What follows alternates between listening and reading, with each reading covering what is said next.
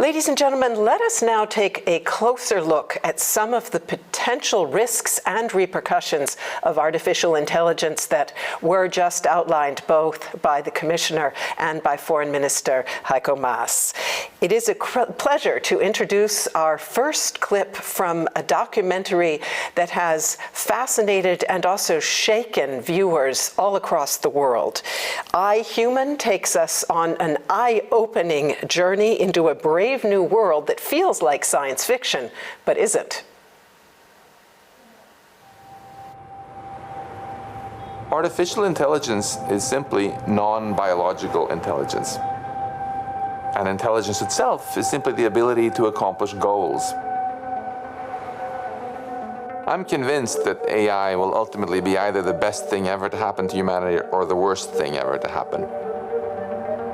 We can use it to solve all of today's and tomorrow's greatest problems. Cure diseases, deal with climate change, lift everybody out of poverty. But we could use exactly the same technology to create a brutal global dictatorship with unprecedented surveillance and inequality and suffering. That's why this is the most important conversation of our time.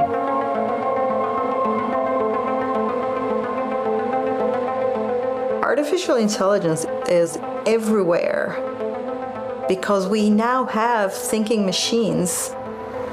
If you go on social media or online, there's an artificial intelligence engine that decides what to recommend. If you go on Facebook and you're just scrolling through your friend's posts, there's an artificial intelligence engine that's picking which one to show you first and which one to bury. If you try to get insurance, there's an AI engine trying to figure out how risky you are. And if you apply for a job, it's quite possible that an AI engine looks at the resume.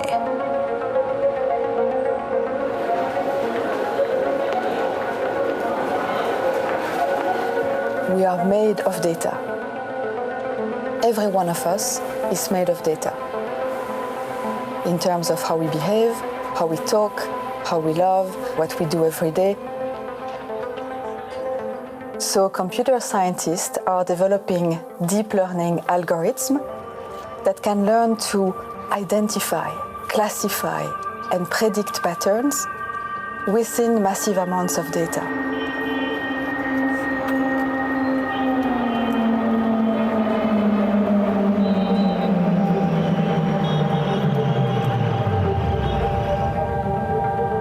We are facing a form of precision surveillance.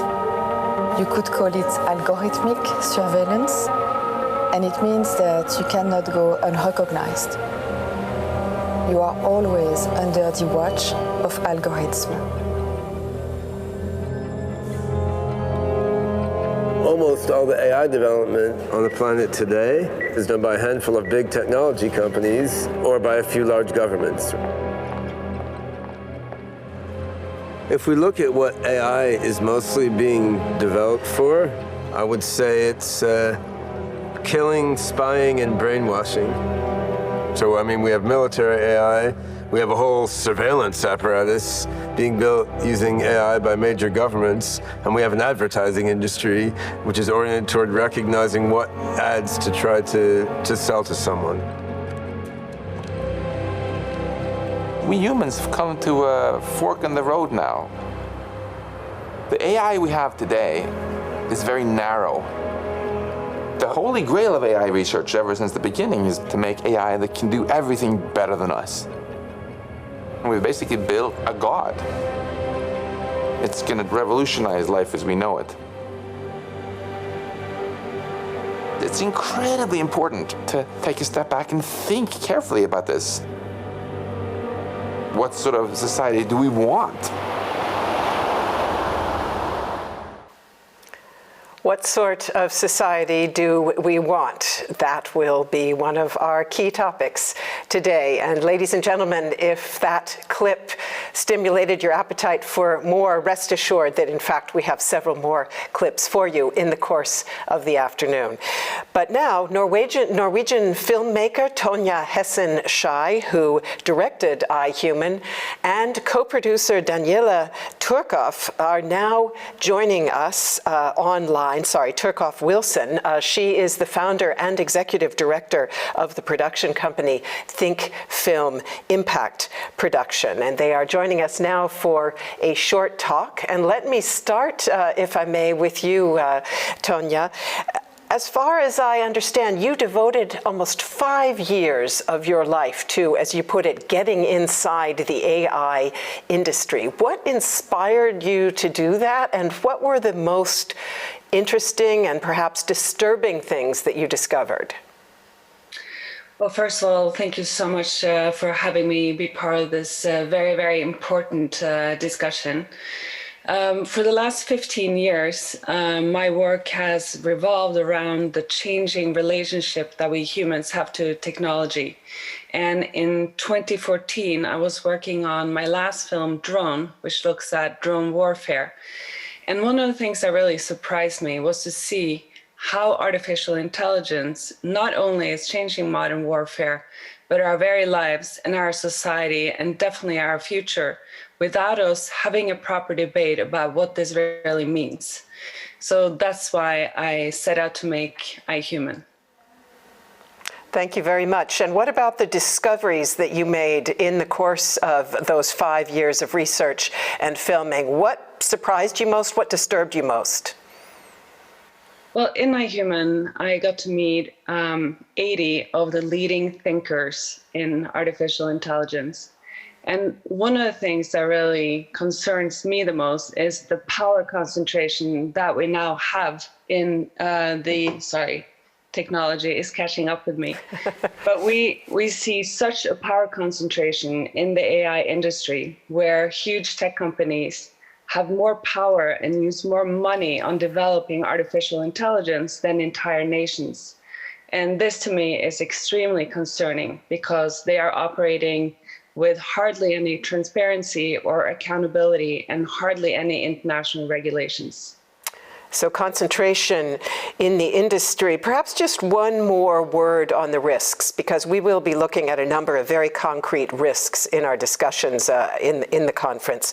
The debate about whether AI will dominate and surpass humans, or whether it will simply remain a tool to improve human welfare, is a very hotly contested one. And there are a lot of experts who take both sides of that debate. In your case, it's pretty clear that you see grave risks. What would be the top 3 that most concern you? Well, I think that, artificial intelligence is just a tool like any technology. But as we heard earlier today, it can be used for good, but it can also be used as a weapon. And it is really up to us to now decide, how do we govern this technology? So for me, the biggest risk is having the world run by private companies instead of having an international governance. And also, what do we do with this technology that is possible, that can actually become smarter than us? We don't even have clear rules for how to use this technology in warfare. So it's, the ethical challenges are so far-reaching with this technology, and we don't yet understand how to even solve the basic ethical challenges with this technology. So I think that would be my third risk that I think that we need to tackle, because it is really up to us now to decide which way this is going. And we are up against a technology that is also developing incredibly fast.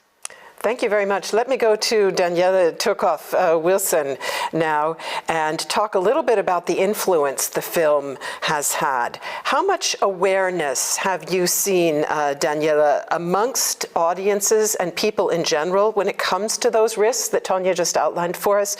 And have you seen changes in awareness over time in the time that you've been involved with this subject?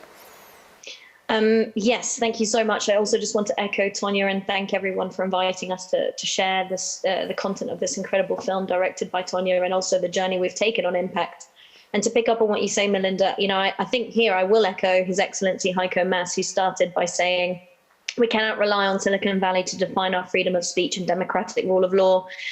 I think about 2.5 years ago when we came into the film, what happened was there was policy discussions around self-regulation and ethics. And in the journey we've taken with the film, we've really seen it move to human rights and rule of law.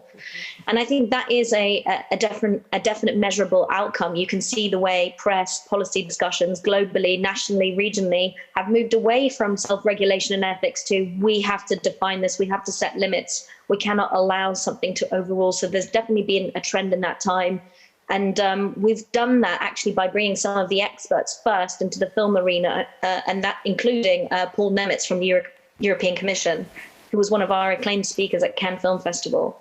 So we kind of moved the two industries. We brought policy into film and film into policy and industry, if that makes sense, to build the maximum awareness. And tell us a little bit about whether you feel that the film has had an impact on awareness and consciousness raising, not only among policymakers, but also amongst citizens. People in a lot of different markets and regions have seen this film. What's your impression? Our impression from an impact perspective is that audiences just didn't know how far-reaching this technology is, from the way we just use our daily apps, the types of the way we're assessing their results in academia. We didn't even know to what extent it's used in our health services, in the way we're monitored in the criminal justice system. There are just so many intricate layers to this technology. And even over the last 2.5 years, beyond the film being released, we've had more and more exposure of AI in our life across all different press outlets that allow citizens to see exactly how this technology affects them. But most interestingly, with our work at the high governance level, we've managed to achieve, changing that discussion, as I said, from a kind of self-regulation and ethics to human rights. And now with the EU Commission that's going to be proposing a regulation at the end of March, according to their 2021 work plan, that's something that Paul Nemitz says definitely we contributed to changing that narrative. It also had an impact on the book that he published called Princip Mensch. We also talked with the OECD about how to manage data in times of crisis, like the pandemic, personal data, and finally, a whole discussion at a global level on human-centered AI, and that the future of AI is really with humans at the center of that. Many thanks to both you, Danielle Turkov-Wilson, and also a very warm thanks to Tonje Hessen-Schei. We wish both of you the best of success and luck with your further efforts in this field. And before we take those insights with us now into our first panel discussion, dear ladies and gentlemen, we have another clip from the film iHuman, one that in fact includes a participant in our next panel.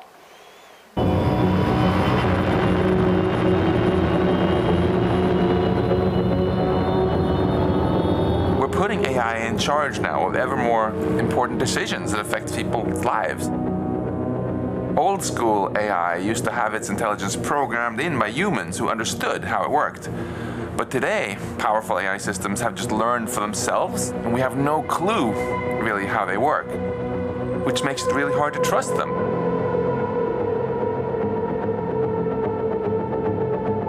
This isn't some futuristic technology. This is now. AI might help determine where a fire department is built in a community or where a school is built.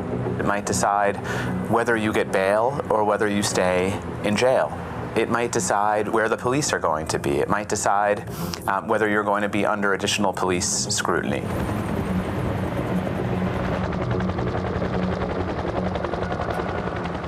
It's popular now in the US to do predictive policing.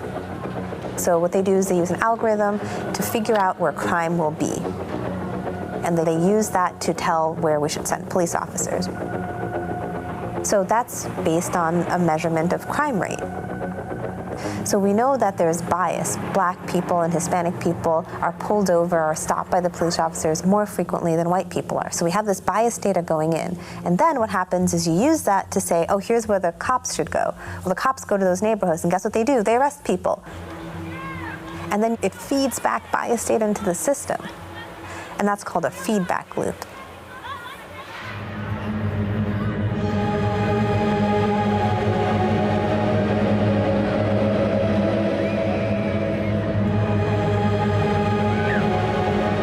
Predictive policing leads at the extremes to experts saying, show me your baby and I will tell you whether she's going to be a criminal. Now that we can predict it, we're going to then surveil those kids much more closely, and we're going to jump on them at the first sign of a problem, and that's going to make for more effective policing. It does, but it's going to make for a really grim society, and it's reinforcing dramatically existing injustices.